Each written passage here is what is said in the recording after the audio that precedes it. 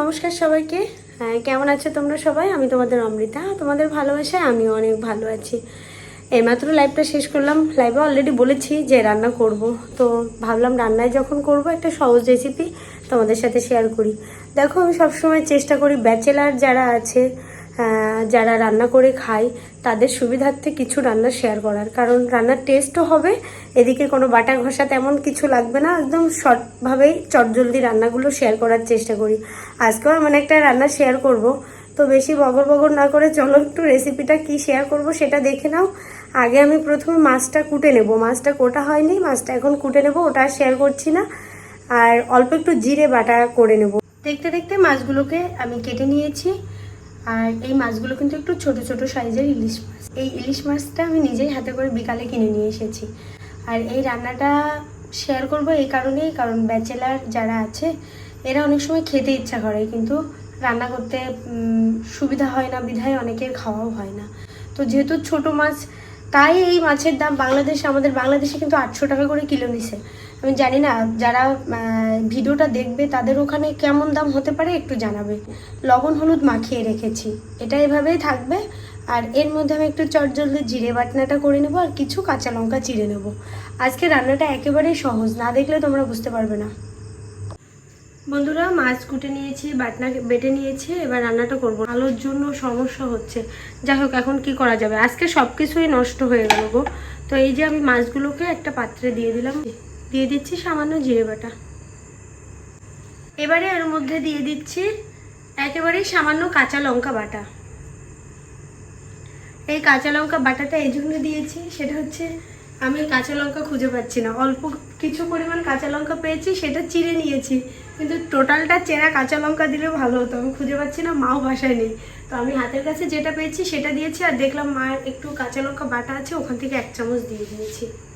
এবারে যেটা বলবো সেটা হচ্ছে এই জিরে বাটা আর কাঁচা লঙ্কা বাটা দিয়েছি, এটা আমি সুন্দর করে মাছের সাথে মাখিয়ে নেব।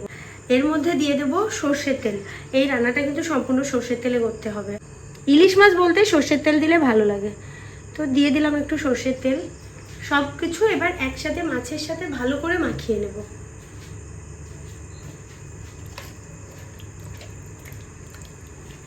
রান্নাটা করতে করতে এত আনন্দ নিয়ে রান্না করতে এসেছিলাম, রান্নাটা করতে এসে আমার মনটা খারাপ হয়ে গেল। এ পাচ্ছি তো ও পাচ্ছি না, মাও বাসায় নেই। মাছটা কিন্তু আমি ভালো করে মাখিয়ে নিয়েছি মশলার সাথে। মশলা তো তেমন কিছু না, একটু কাঁচা লঙ্কা বাটা আর জিরে বাটা। এবারে এর ভিতরে জল দিয়ে দেবো, দিয়ে রান্না করব। সবাইকে একটা কথাই বলার আছে, অলরেডি আমি 2 পিস মাছ এখান থেকে উঠাই দিয়েছি, কারণ আমার বোন হচ্ছে ডায়েট করতেছে। তো তার বক্তব্য হলো, দিদি আমি এখন কোনো রান্না কিছু খাবো না, আমি এখন ভাজা মাছ হলে খেতে পারি। তো ওর জন্য 2 পিস মাছ অলরেডি আমি উঠাই নিয়েছি, আর এখানে বাদবাকি মাছগুলো রান্না করব। এবারে আমি এর মধ্যে দিয়ে দেবো পরিমাণ মতো জল। জলের যেহেতু মাছটা সম্পূর্ণ জলে ফুটবে, তো ভাজা হচ্ছে না, জলের পরিমাণটা কিন্তু একটু বুঝে দিতে হবে।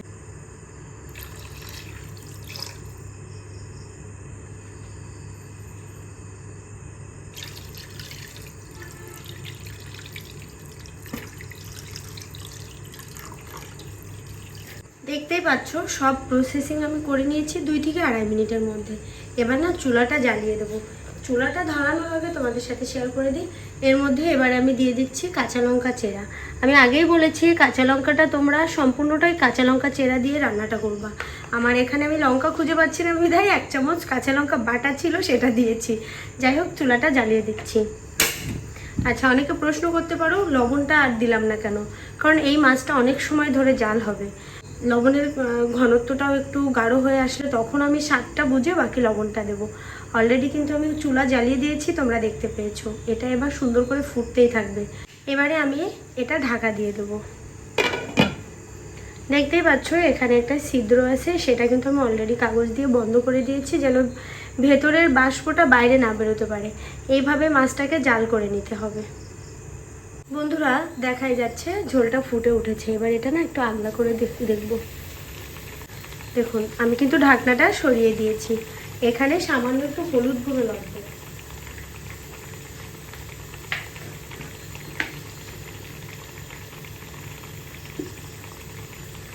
এটা যদি দিনের বেলা আমি শেয়ার করতে পারতাম একটু আলোতে, বা আমার ঘরে যদি আর একটু আলোর ব্যবস্থাটা থাকতো ভালো হতো। একটু হলুদ গুঁড়ো দিয়ে দিলাম। এবার কালারটা পারফেক্ট আসবে। আর যখন এরকম ঝোলটা ফুটে উঠবে তখন মাছগুলোকে উল্টে দিতে হবে।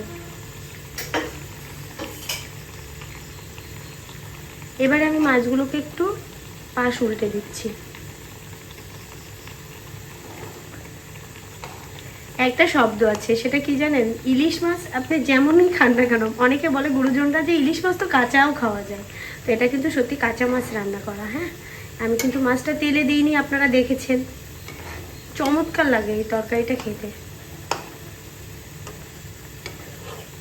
দেখতেই পেলেন আমি মাছটা ভালো করে পাশ উল্টে দিয়েছি। এখন একটা কাজ করতে হবে, সেটা হচ্ছে এই চুলার আঁচটা একদম লো টু মিডিয়ামে রাখতে হবে। কারণ একটু সময় নিয়ে যদি এটা জাল হয় তাহলে মাছের স্বাদটাও ঝোলের সাথে একটা মাখো মাখো ব্যাপার হবে, খেতে কিন্তু দারুণ লাগবে।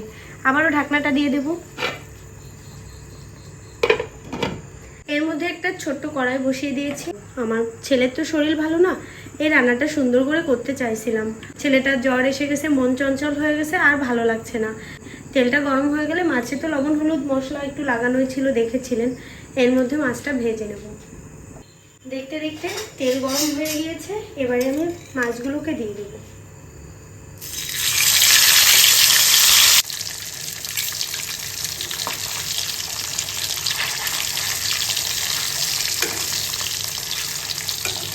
ওই যে মাছে আমি একটু জিরে বাটা লাগিয়েছিলাম, তো এই জন্য না মাছটা ভাজতেও আমার একটু কেমন লাগছে। কারণ হচ্ছে মাছটা ভাজার আগে একটু পোড়া পোড়া দেখা যেতে পারে, ওই জন্য সময় নিয়ে একটু আস্তে জাল দিয়ে মাছটা ভাজতেছি।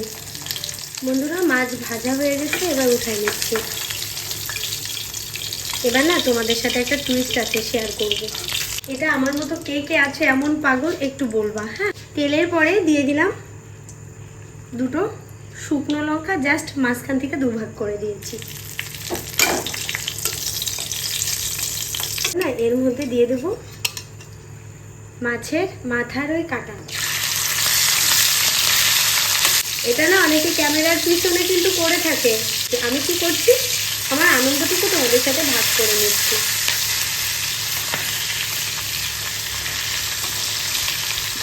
এবার মাছের তেলগুলোকে দিয়ে দিচ্ছি।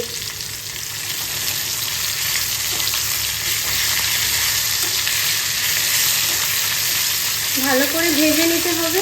মাছের তেল এবং কাঁটাটা অনেকটা ভাজা হয়ে গেছে। এবার এর মধ্যে দিয়ে দিচ্ছি কুচনো পেঁয়াজ। এটা দিয়ে একটু সময় নিয়ে আস্তে আস্তে আবার ভাজা হবে। হ্যাঁ, তাহলেই না খেতে জমবে। এটা কে কে পছন্দ করো কমেন্টে কিন্তু ভিডিওটা দেখলে আমাকে জানাতে একদমই ভুলবে না। খুব আস্তে আস্তে এটা ভাজা হবে। সামান্য একটু হলুদ গুঁড়ো দিয়ে দেবো।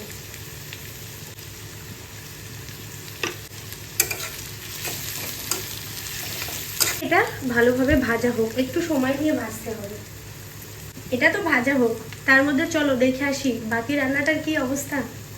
যাই হোক বন্ধুরা, দেখতেই পাচ্ছ এখনো কিন্তু ওখানে ফুটছে, এটা দেখা যাচ্ছে। আচ্ছা, এবারে ঢাকনাটা সরিয়ে নেব। এই ঝোলের কালারটা কিন্তু আগের থেকে বলে দিচ্ছি, এখানে কোনো শুকনো লঙ্কা যেহেতু ইউজ হবে না, আর অন্য কোনো মশলাও যাচ্ছে না, একটু কিন্তু সবুজ সবুজ কালার হবে। আমি এর মধ্যে একটা কথা শেয়ার করি, সেটা হচ্ছে আমি একটু মুখে দিয়ে দেখেছিলাম ঝাল লবণটা ঠিক আছে কিনা। বিশ্বাস করবে না, আমি যখন লবণটা মাখিয়েছিলাম তখনই আমি একটু লবণের পরিমাণটা বেশি দিয়েছিলাম। কারণ যদি লবণের পরিমাণটা মাছের সাথে একটু বেশি না দেওয়া যায়, তাহলে জলের সাথে যখন ফুটবে মাছ থেকে তো লবণটা বেরিয়ে যাবে, তখন কিন্তু মাছের স্বাদটা ভালো লাগবে না। তাই মাছটা যখন লবণ হলুদ মাখাবে লবণের পরিমাণটা একটু বেশি দেওয়ার চেষ্টা করবে। তাহলে বলো, একসাথে দুইটা খাবার কিন্তু তোমাদের সাথে শেয়ার করে দিলাম। তার মধ্যে আমি আবার এদিকে পেঁয়াজ আর যে মাছের তেলটা ভাজতে দিয়েছিলাম ওটা একটু নাড়া দিয়ে নিই। যে মাছের ডিম হয় না, তেল থাকে, সেই মাছটা খেতে কিন্তু বেশি টেস্টফুল হয়। তো এটা আরেকবার একটু উল্টোপাল্টা করে জাস্ট আরেকটু জাল দিতে হবে। হ্যাঁ, আরেকটা কথা বলে দিই, সেটা হচ্ছে এই রান্নাটা কে কে খেয়েছো, কার ওখানে কি কি নাম আছে, সেটা কিন্তু আমাকে অবশ্যই শেয়ার করতে ভুলবে না। আমাদের এটাকে বলে শুধু মাছ জাল দিয়ে খাওয়া বলে এটাকে, যে মাছ জাল দিয়ে রান্না করা আর কি, এক কথায়। মাছে কোনো মশলা যেহেতু যায় না, তো মাছ জ্বালানো মাছ। আর কার ওখানে কি বলে সেটা কিন্তু একদমই আমাকে বলতে ভুলবে না, কমেন্ট বক্সে লিখে যাবে যে এই রান্নাটা কে কে খেয়েছো আর কার ওখানে এই রান্নাটা কি বলে। বন্ধুরা দেখতেই পাচ্ছ আমি মাছের রান্নার একেবারে শেষ পর্যায়ে চলে এসেছি। নামানোর আগে জাস্ট অল্প একটু সর্ষের তেল ছড়িয়ে দেবো। দেখো, ইলিশ মাছে কাঁচা সর্ষের তেল না হলে স্বাদটা ঠিক জমে না, তাই না? এবার না এটা নামিয়ে নেব। আর এখানে এই মাছের টেস্টটাই শুধু এই যে পাতলা ঝোলটাতে, তো ওটা শুকিয়ে গেলে কিন্তু ভালো লাগবে না, তাই আমি চুলাটা বন্ধ করে দিচ্ছি। চলো এবার দেখে নিই এদিকে মাছের তেল ভাজাটা কোন পর্যায়ে আছে। এখানেও দেখতে পাচ্ছ আমার মাছের তেল ভাজাটাও কিন্তু হয়ে গেছে। এটা নামিয়ে নেব চট জলদি। তাহলে কি হলো, একসাথে কিন্তু একই মাছের সিম্পল একটা চিন্তা থেকে কিন্তু দুটো খাবার হয়ে গেল। এভাবে খেতে পারো, কিন্তু দারুণ লাগবে। আর এটা খেতে কে কে ভালোবাসো আমাকে বলবা, ঠিক আছে? মাছের এই তেল ভাজাটা তো সব কিছু নামিয়ে নিই। এটা শেয়ার করছি না তোমাদের সাথে, মাছের ঝোলটা নামিয়ে তোমাদের সাথে শেয়ার করব। জানো তো বন্ধুরা, ভিডিওর শুরুতে তোমরা এই প্লেটটা দেখেছিলে। এই প্লেটটা হচ্ছে আমার স্কুল জীবনে বিতর্ক প্রতিযোগিতা হয়েছে, যেটাকে ডিবেট বলে। আমি ওখানে ফার্স্ট হয়েছিলাম, তাই এটা আমাকে স্কুল থেকে পুরস্কার দেওয়া হয়েছিল, আর একটা করে সার্টিফিকেট দেওয়া হয়েছিল। তো ছোট্ট একটা স্মৃতি তোমাদের সাথে শেয়ার করে দিলাম। তো বন্ধুরা দেখতেই পাচ্ছ আমি মাছগুলোকে একটি পাত্রে নামিয়ে নিয়েছি। আমি কিন্তু যে পাত্রে জলটা দিয়েছিলাম তোমরা দেখেছিলে, অনেকটা পরিমাণ জল দিয়েছিলাম, কিন্তু জলটা কিন্তু মাছের সাথে ফুটিয়ে অর্ধেকেরও একটু কম করে নিয়েছি। আর এভাবে নামিয়ে নিয়েছি।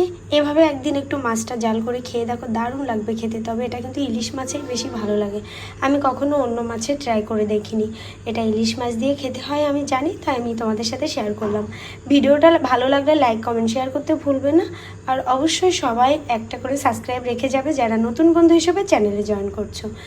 আর যারা এই রান্নাটা করে খাবে, একবার ট্রাই করবে বা কখনো খেয়েছো, তারা কিন্তু কমেন্টে জানাতে একদমই ভুলবে না।